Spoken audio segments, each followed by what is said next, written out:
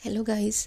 अपनी पिछली video effects of trauma on brain and body को कंटिन्यू करते हुए आज मैं आपको एक स्टोरी सुनाऊंगी टू अंडरस्टैंड ट्रॉमा डीपली। आज हम बात करेंगे टॉम के बारे में, जो वियतनाम में as a marine soldier posted था। वो अपनी रिटायरमेंट के 10 साल बाद एक साइकेट्रिस्ट के पास जाता है और उसे बताता है कि वो अपना वीकेंड अपनी फैमिली के साथ बिताने की बजाय अपना पूरा वीकेंड अल्कोहल पीता रहता है और अपने पुराने दोस्तों की फ़ोटोज़ देखता रहता है। फिर वो बताता था कि वो अपने घर नहीं जा पाता क्योंकि उसे अपने पिछले साल के एक्सपीरियंस से पता था कि घर पे पटाखों की आवाज़ें, गर्मी और उसकी सिस्टर के बैकयार्ड में पिकनिक की आवाज़ें उसे वियतनाम में हुए इंसिडेंट याद करवा देती हैं, जिसकी वजह से उसे लगने लगा है कि वो पूरा पागल हो चुका है। वो इतना अपसेट हो जाता था कि उसे डर लगने लग जाता था कि कहीं वो गुस्से में अपनी वाइफ या बच्चों को हर्ट ना कर दे, क्योंकि वो गुस्से में बिल्कुल एक मॉन्स्टर की तरह बिहेव करता था। उसके अपने बच्चों की आवाज़ें उसे इतना परेशान कर देती थी कि वो घर से बाहर निकल जाता था ताकि वो अपने बच्चों को हर्ट ना कर दे। बस हाई अल्कोहल पीने से या अपनी गाड़ी को डेंजरसली हाई स्पीड पर चलाने से ही उसे थोड़ी राहत मिलती थी। इवन रात को भी वो चैन से नहीं सो पाता था क्योंकि अक्सर उसे नाइटमेयर्स आते थे उस इंसिडेंट के बारे में जिसमें उसने अपनी प्लेटून के सारे मेंबर्स को खो दिया था। उससे अपने सपनों में वियतनाम में मारे गए बच्चे दिखाई देते थे।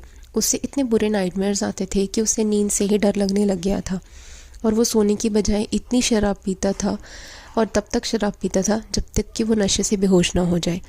सुबह जब उसकी वाइफ उसको पास्ड आउट देखती थी तो वो भी चुपचाप शांति से खाना बनाकर बच्चों को स्कूल लेकर चली जाती थी और बच्चे भी उससे इतना डरते थे कि वो अपने पापा के आसपास कोई आवाज़ नहीं करते थे। टॉम ने अपने डॉक्टर को बताया कि वो हाई स्कूल से ग्रेजुएट हुआ 1965 में और फिर वो मिलिट्री में गया। टॉम के पापा ने भी वर्ल्ड वॉर 2 में सर्व किया था तो वो चाहते थे कि टॉम भी मिलिट्री में ही जाए। टॉम एक एथलेटिक, इंटेलिजेंट एंड एक लीडर था और वो बेसिक ट्रेनिंग पूरी करने के बाद अपनी प्लेटून का लीडर जल्दी ही बन गया। उसकी एंड ऑफ ड्यूटी में वो ऑनरेबली डिस्चार्ज हुआ एंड वो वियतनाम को बहुत पीछे छोड़ जाना चाहता था। फिज़िकली उसने वियतनाम छोड़ दिया बट उसके बाद उसने कॉलेज अटेंड किया, लॉ स्कूल से ग्रेजुएट हुआ, अपनी हाई स्कूल स्वीटहार्ट से शादी की एंड उसके बाद उसके 2 बच्चे हुए। टॉम बहुत अपसेट फील करता था क्योंकि उसको अपनी बीवी के प्रति कोई प्यार या अफेक्शन नहीं फील होती थी, जबकि जंगल में मिलिट्री ट्रेनिंग के दौरान वो अपनी वाइफ के लेटर्स की वजह से ही ज़िंदा रह पाया। उसने सोचा मैं अपनी वाइफ से प्यार का दिखावा करूँगा तो मुझे सच में प्यार हो जाएगा, लेकिन ऐसा नहीं हुआ। उसके पास बहुत अच्छी जॉब थी एंड उसकी पिक्चर परफेक्ट फैमिली थी बट वो अंदर से बिल्कुल मरा हुआ महसूस कर रहा था। टॉम ने अपने डॉक्टर को बताया कि वो अंदर से कितना डरा हुआ एंड कंफ्यूज रहता था। उसे लगता था कि वो भी अपने पापा जैसा बन जाएगा जो हमेशा गुस्से में रहते थे एंड रेयरली अपने बच्चों से बात किया करते थे। फिर डॉक्टर ने टॉम को एक ड्रग प्रेस्क्राइब करी जो नाइटमेयर्स में रिलीफ प्रोवाइड करती थी और फिर टॉम को 2 हफ्ते बाद आने को कहा।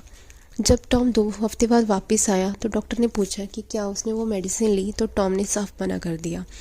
उसकी ये कहने पर डॉक्टर को गुस्सा आ गया और उसने उससे पूछा कि तुमने दवाई क्यों नहीं ली।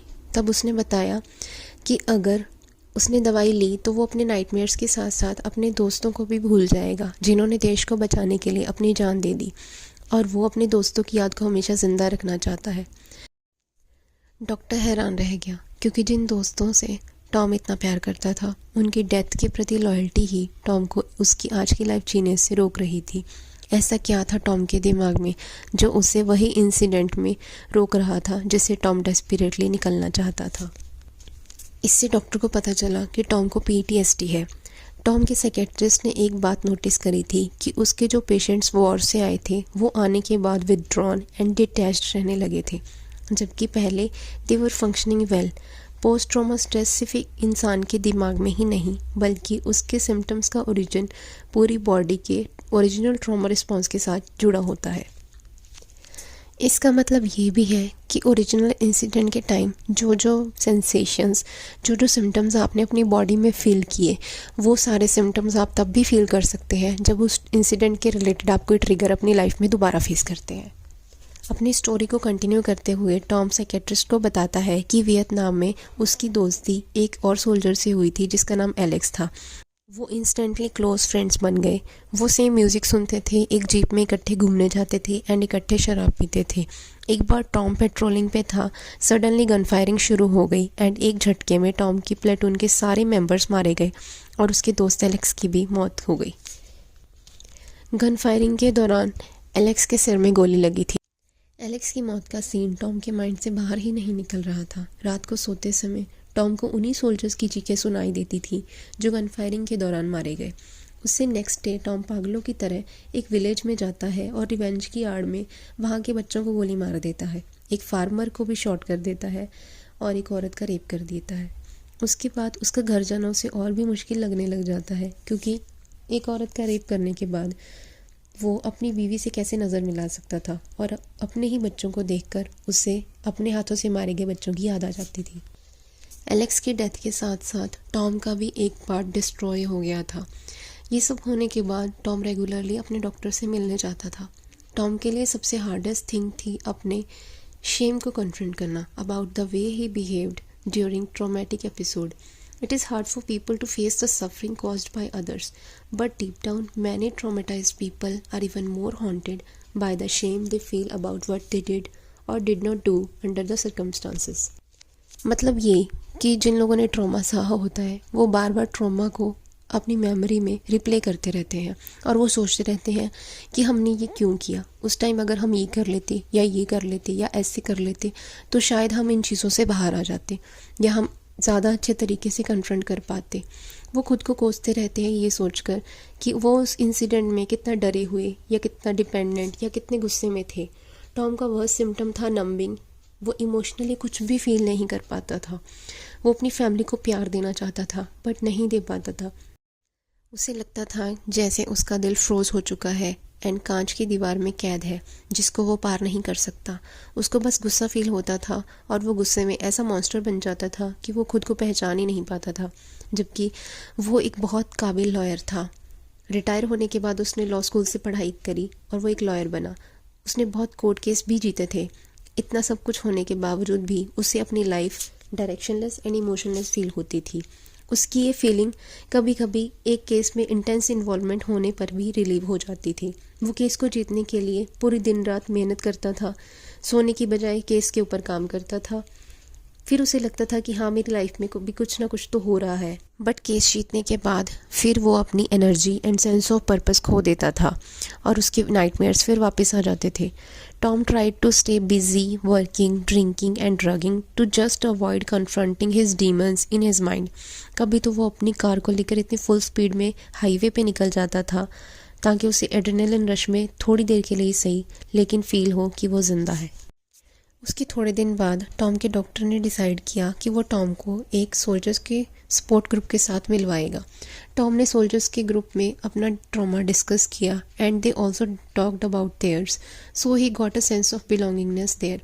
बिकॉज उन्होंने भी बताया कि उन्होंने कौन कौन से ट्रॉमा देखे थे, जैसे हेलीकॉप्टर क्रैश होना। उन्होंने अपने सामने अपनी प्लेटून के मेंबर्स को भी मरते देखा था।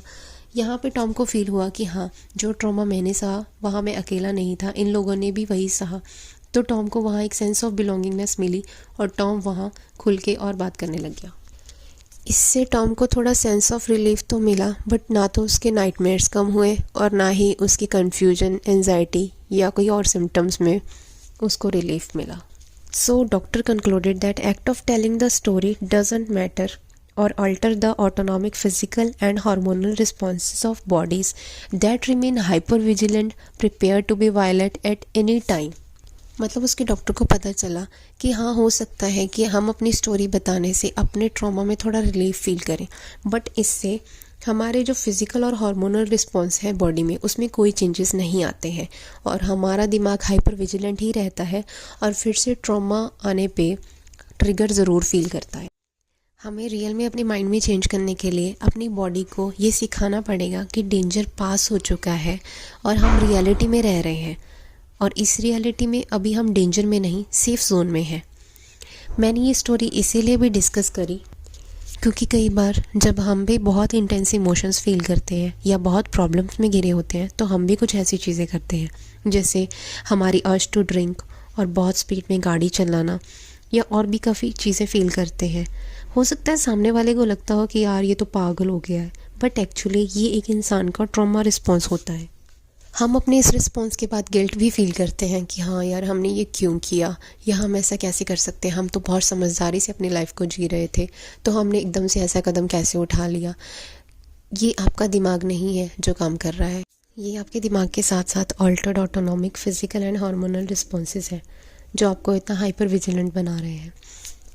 अगर आप इन चीज़ों से बाहर निकलना चाहते हैं तो आपको अपनी बॉडी को समझाना पड़ेगा कि डेंजर पास हो चुका है और अभी आप सेफ़ जोन में हैं।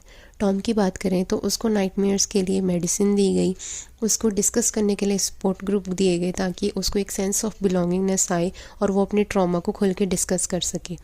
अगर हमें ट्रॉमा को अपनी बॉडी से निकालने की और ट्रीटमेंट मोडेलिटीज़ जाननी है तो मैं आने वाली वीडियोस में उनको काफ़ी डिटेल में डिस्कस करने वाली हूँ विथ सम स्टोरीज़।